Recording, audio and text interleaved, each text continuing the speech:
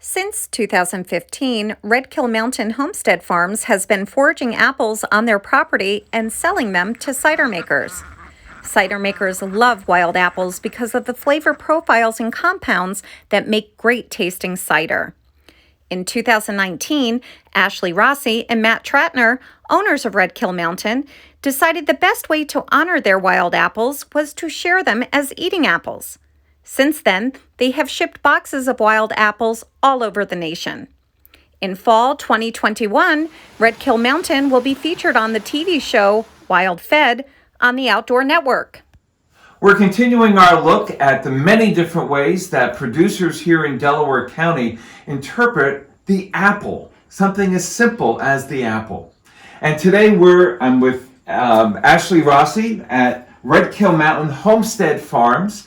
Down here, actually, we're down here in East Branch. You have another facility up that we'll talk about in just a moment. And Ashley, so tell us, what is Red Kill Mountain Homestead Farms? Thank you. So Red Kill Mountain Homestead Farms is our wild apple business, which I'll explain in just a moment. Today we're here in East Branch.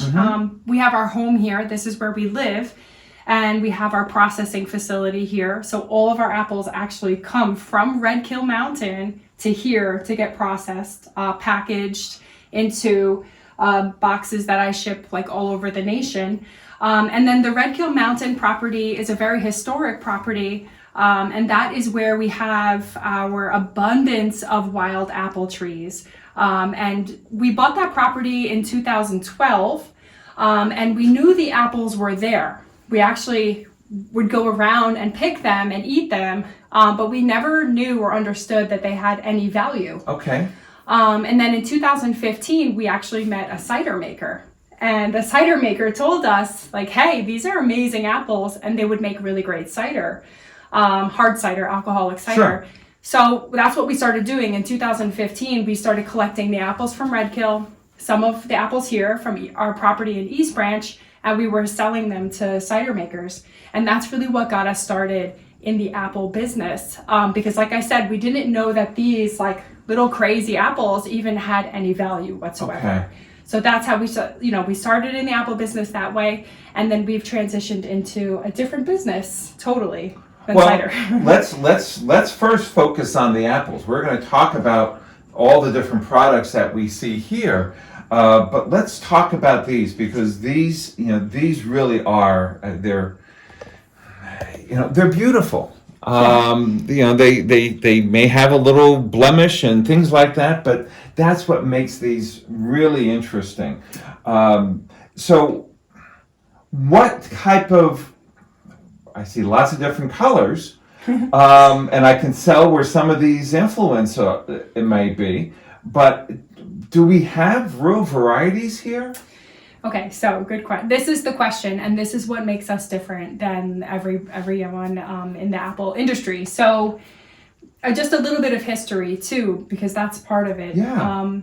When the European settlers came to North America, typically like all of the settlers had apple seeds or an apple tree, even like a seedling tree. That they brought with them, sure. That's exactly right, because every homestead farm needed to sustain itself over the winter. So every homestead farm had a few apple trees. And you see this all over Delaware County. Yeah. Every home has like an apple tree or two. Some of them are very, very old. So this property in Red Kill had an orchard on it, but the property was abandoned for like 40 years or more. Oh, wow. And what happened over that time is that the conditions were just right where the apples spread themselves out across like 20 or 30 acres. And birds will help with that. Birds, deer, bear, turkeys, everything, humans will spread the seed. And the thing about apples is that apples don't breed true to their mother tree. Every apple seed is unique. And that's an evolutionary advantage. So the seeds inside of the apple on our property just spread throughout this field across. We also have wild pears there and a wild plum, this sort of palm forest. And the seed just really loved the conditions. And so they sprouted. And when an apple tree is from seed, it is genetically unique. And apples have over 60,000 genes. Humans have 30,000. So they think about how successful humans are. Apples are even more successful. Sure. So you can put them in many, many conditions, and there's a high chance that they'll survive. So on our hillside, we have an entire trove of genetically unique apples. So there could be some of those original trees could be a variety. They could be something very, very old, like from the turn of the century. But for the most part, our apples are from seed. So they're genetically unique to our hillside. And when we started selling to cider makers, the characteristics here that you see were lost because you're drinking it. You don't really interact with the apple. And we knew that we wanted people to interact with this fruit because it's such a unique experience. Many, many people have never even held anything wild in their hand. And so here's a chance to hold something truly genetically unique, truly wild, and experience it. So these apples have different characteristics. They have different skin conditions. Yeah. They have different sizes and shapes. Very frequently, I see a star shape, which is really, really cool. You'll look up and you can actually see a star, like a pentagon. A pentagram, even, like really, really cool shapes, different skin textures, and these are all survival characteristics. So what we do is we pick by hand and we package these apples up in a box, and then we ship them out. Last year I shipped to like 25 states. Wow. And I encourage everyone to save the seeds, because what you have is this is a seed bank. The apple is a seed bank. The apple is just carrying a seed. And the seed is the fertility. So you could take these seeds and there's a chance that they can grow almost anywhere. So yes, we're shipping apples, but we're also shipping these really unique, rare heirloom seeds. And we're very proud of that because there is, we've all heard of GMO seeds and GMO patents and things like that. Well, this is like the total opposite. This is true the anti-GMO. This is the anti-GMO. So you'll see, like here I said, different skin conditions, different shapes, different patterns. This is a very special apple that I want you to try, which we'll do. And that's sort of the business, is like we're packaging these apples as an experience for people that maybe have never seen. We live around these wild apple trees everywhere. Yeah. Everywhere I go now, I'm like, oh, there's an apple tree. We see them constantly, absolutely. And that's really unique to the Northeast even.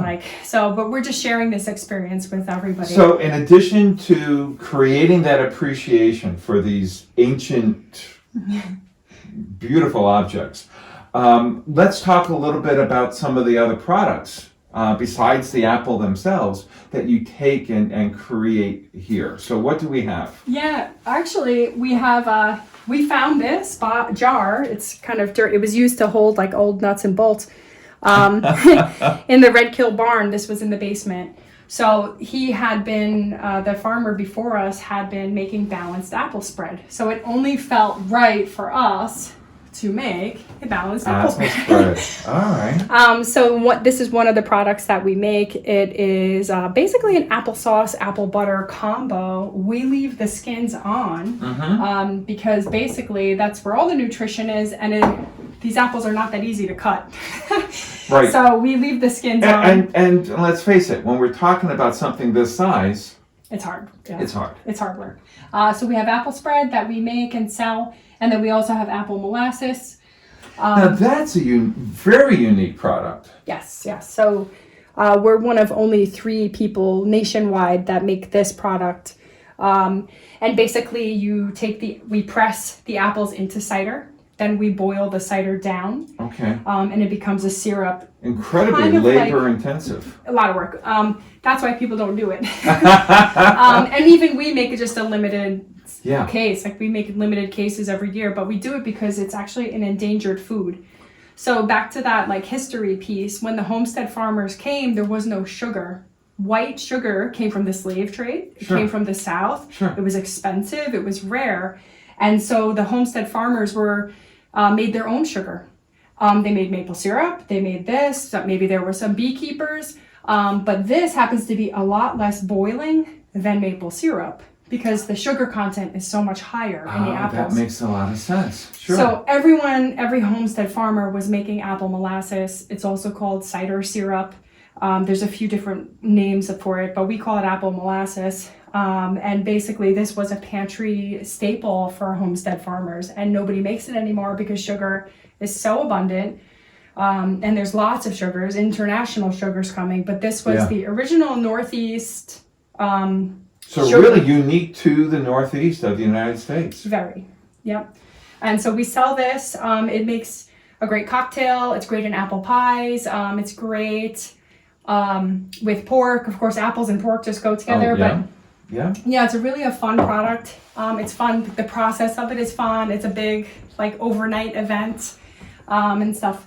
So, but it's a cool product, and we're keeping history alive by making it. Well, and that's exactly what I was just thinking, that you really are keeping history alive, not only with these products, but with these products, and putting it in that broader context that settlers, when they came into the area, often brought their own seeds.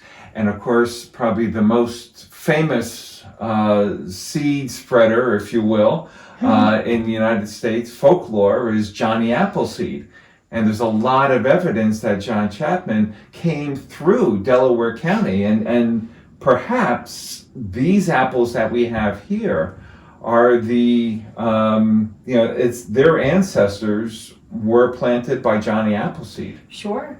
We've had pomologists come, we've had foresters come, we've had the top cider makers in the Northeast come. As far as we know, there's only one other property that rivals this one, and it's in Vermont. And it's very secret, and only a few people get to go on it. And it's actually owned by a big logging company. Okay. We own this property. I would like to, in the post-COVID era, hopefully, open it up to the public, and so that our community can come and we can use this as a teaching tool, because ultimately it is about diversity. And we're doing a few things with this business. We're educating people on seeds and seed diversity, and we're also changing or shifting consumer perceptions, because we're very used to perfect looking fruit. But this is what fruit looks like. The red delicious apple, which looks great on the shelf, but virtually tasteless and no texture and nothing interesting about it. That's right. And that's because it's been it's been grafted too many times, and it's just been kind of engineered. Too much engineering and too much, propping up. But so we're preserving genetic diversity through selling these apples, and we're also showing people what fruit looks like when it's really left alone and left to be on the tree, and there's not all of that intervention. So I make no judgments against any apple farmers, or certainly making no calls about what's right and what's wrong, but bringing the wild apple to market brings a new edge and a new diversity into the apple business. And there could be lots of opportunities to share what we have in the future with other apple orchards. And the fact that you sold to 26 states last year, those apple boxes, shows that there's an interest all across the United States. That's right. For what you're doing here in a lot of ways. That's right. There's definitely an interest in wild foods. Yeah. Hunting. Those are the things that are our heritage here in the county as well. These are things that the county was built upon. Sure. Wild foods and hunting, and so it's been fun. It's a very, very fun business.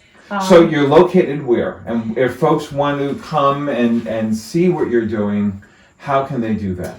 Right now, everything is going to just be through the website. Okay. We have a very nice website. We're going to be adding some new videos and things to the website. We sell online. Okay. I am going to be selling the apples through the Hancock General Store, which is our new venture. Great. As if I'm not busy enough. That's right. So we'll sell the apples through the Hancock General Store. We also sell online. And then, like I said, in the future, maybe even this year, we'll do some tours. We'll open it up for some tours. But it's been challenging, like with with COVID and managing some of the other things. Sure. You know. You mentioned the Hancock General Store. When is that going to open? It's open. Oh, simple enough. Yeah, we had our soft opening last weekend. Okay. But it's just, I'm waiting for product to come in. And it's located where? Technically, it's It's Elm Street or Park Place in Hancock. Okay. So yeah, that's our new venture. Similar idea, similar thesis, which is bringing local foods into Hancock for Excellent. our people. Yeah. Excellent. So we're going to try this one. This one I want you to try. This is a very special apple, very, very rare. Do you have a name for this? I'll tell you after. This is going to be a surprise.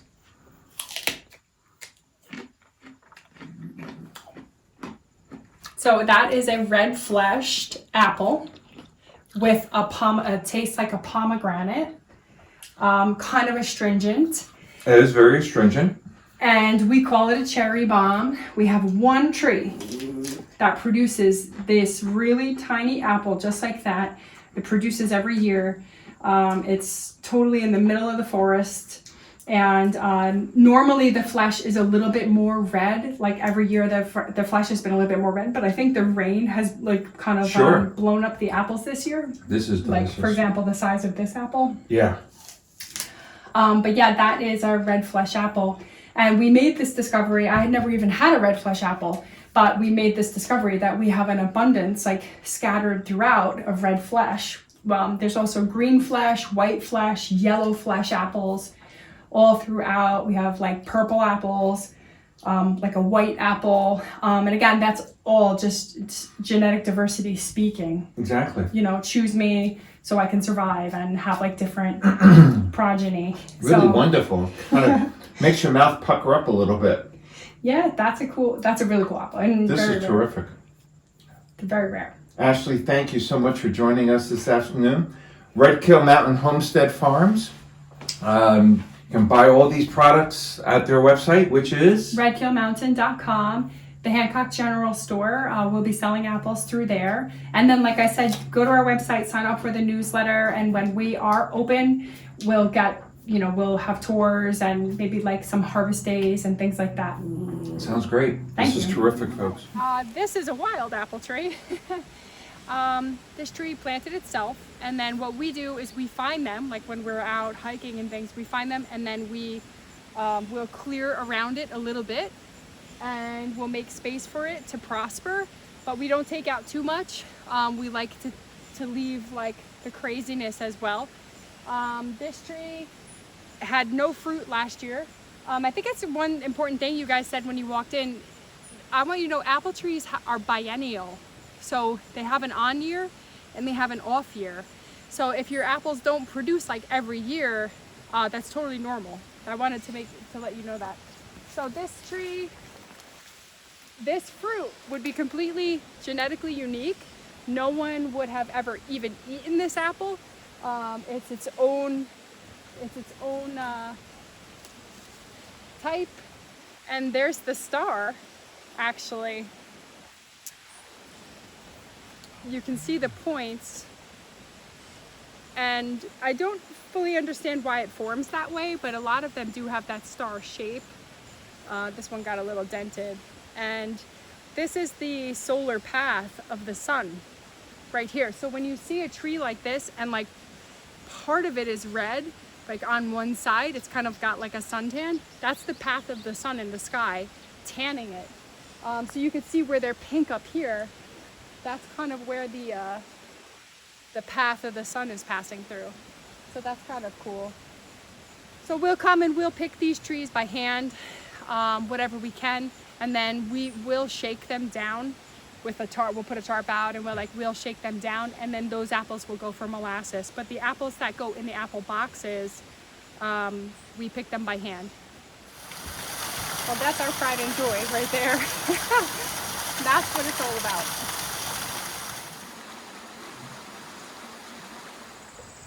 So this tree is one of our homestead trees on the East Branch property here. We do a combination of wild and Homestead trees. You know it's a Homestead tree, one, because it's close to the house, and two, because you could see that it was planted a long time ago. I don't know the exact age of this tree, but it could be like 40, 50, 60 years old. It gets a lot of attention, like we prune it in a traditional way, and it produces really great fruit. And we'll pick just one apple. Oh gosh, it didn't really want to come off. It's still a little early right now for the apples, but over the next like 2 to 3 weeks, and hopefully we have a little more sunshine, the apples will definitely be ready. This is a really nice green flesh. They're very big this year. And actually this tree, one of the branches broke off this year, probably because it was too heavy. So yeah, we'll use this. This apple makes a lot of juice. So we'll use this apple in the molasses, you know, because for the molasses you want a lot of juice. And this is a great juice producer. Red Kill Mountain Homestead Farms is the first and only known seller of hand-picked wild apples. Purchase their apple molasses, apple spread, bourbon barrel maple syrup, and more at their online store at redkillmountain.com.